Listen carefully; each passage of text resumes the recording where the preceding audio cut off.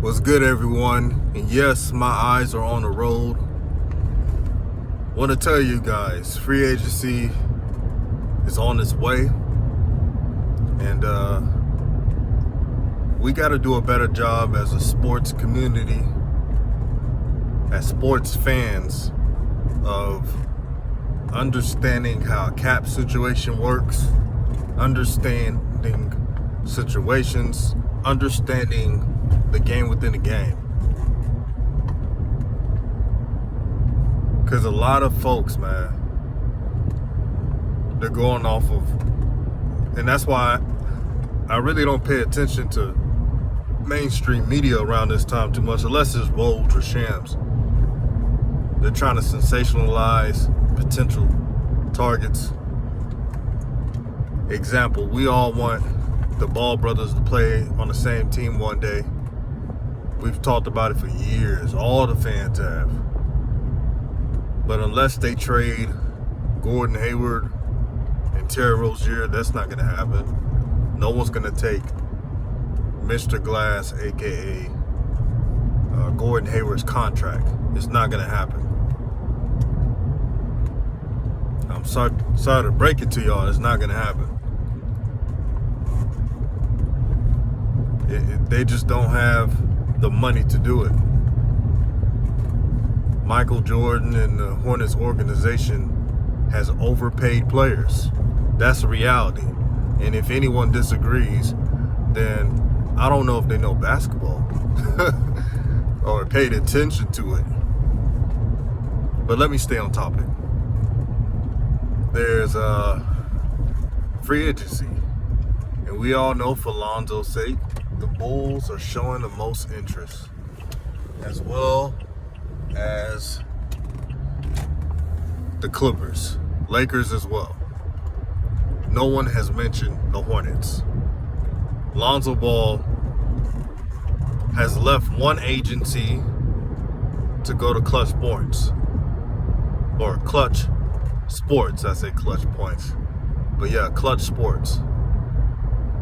LaMelo and LiAngelo are still with Rock Nation, so they're at different agencies. Rich Paul talked to Chris Haynes and emphatically stated pretty much Lonzo is not taking less this year. His value is up right now. He's one of the best defensive guards, one of the best passers. No matter what you think about Lonzo, he's getting the bag. And I'm guessing from the 17 to 20 million a year range. If Luke Kennard could get 17 million, I'm sure Zoe could get close to that, or even more a year.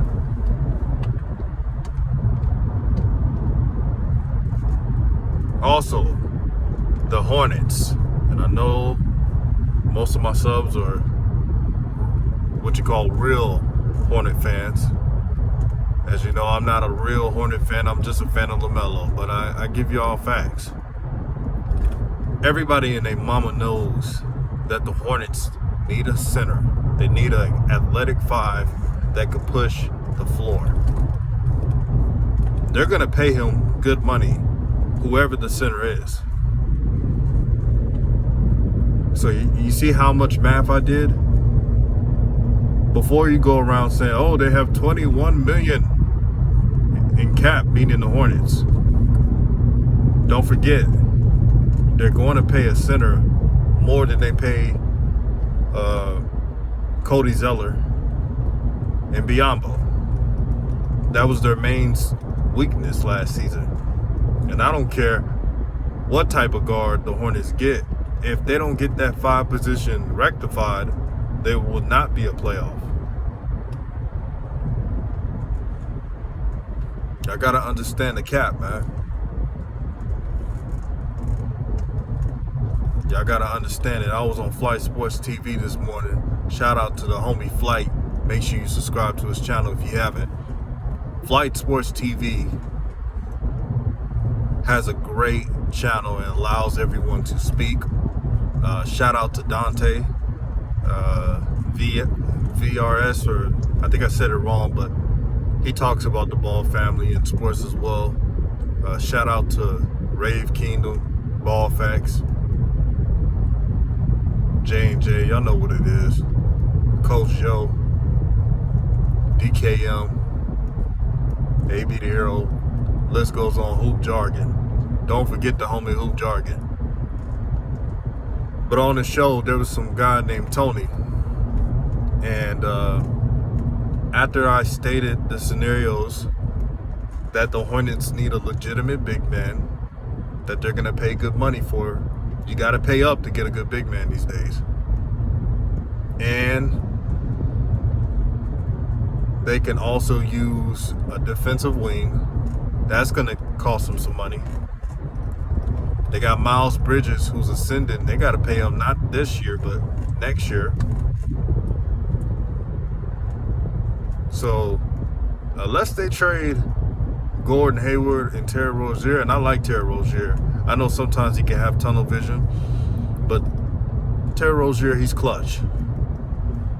But that's the only way they could get Lonzo. And as I'm telling this brother Tony that, he doesn't want to listen. Doesn't want to listen. Just like when we talked about Gelo. Now tell me if I'm wrong. I said, since Gelo hasn't played for 2 years, we should all wait and see what he does. And not try to put so much stock into it. I've already told him if it was my dream as a fan, and I'm saying as a fan's perspective, I would like Gelo to average 20 plus points per game. That would be dope. Would it happen next season? No. And it's the same way with his comparison. I stated that Gelo would last long in the league, would make the league if he adopted the PJ Tucker role. A lot of folks was like, nah, that's disrespectful, but PJ Tucker's still in the league. He's been playing for a long time. He's always playing on championship teams. He's a winner. They got to respect PJ Tucker, man. He ain't no scrub, I tell you that. A lot of folks, and he was saying this too, he's Klay Thompson. Klay Thompson's one of the best two-way players in the NBA when he's healthy. And there was a year or two where Klay was better than Kawhi Leonard as a two-way. A year or two as a two-way. Now, Kawhi Leonard has taken the mantle now because of how he's played lately. But, yeah. But he's not Klay Thompson. If he was Klay Thompson, man, everybody in their mama will be calling his agency to book him a roster spot. Again, common sense. But it's funny, when we have these sports discussions, every time someone's using logic, not yelling, and bringing key points, it's always, are you mad? Or what is you don't need to get mad when no one's mad. That's what you call psychoanalyzing. But again, no hard feelings to the brother Tony. I just think he was wrong in his assessment. And we can't be fanboys at all. We must never be fanboys. I'm a big fan of LaMelo Ball, but you would never hear me say that LaMelo is Damian Lillard or the elite players just yet. He has potential to be great. He's won Rookie of the Year, so fans of LaMelo can boast about that. And here's the kicker. And I hate to compare scenarios and situations of LaMelo and Gelo, but I have to say it.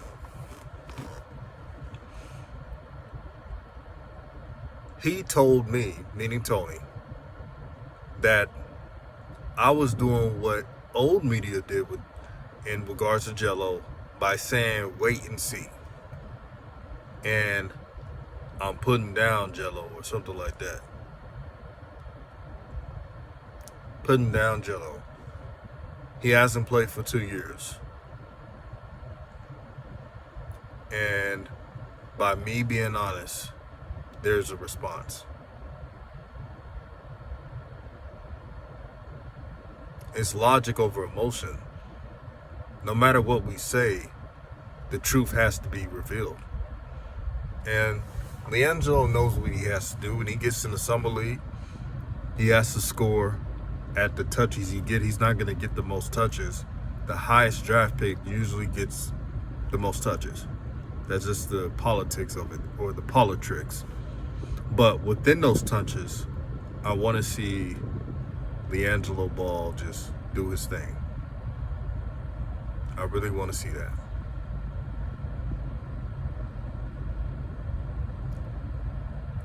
But again, logic over emotion.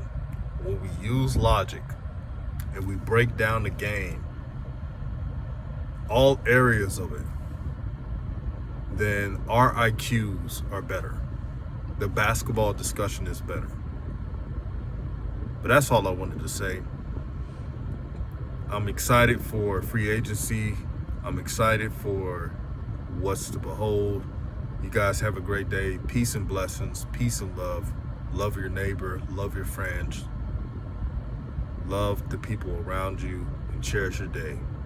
All praise to the Most High. Peace.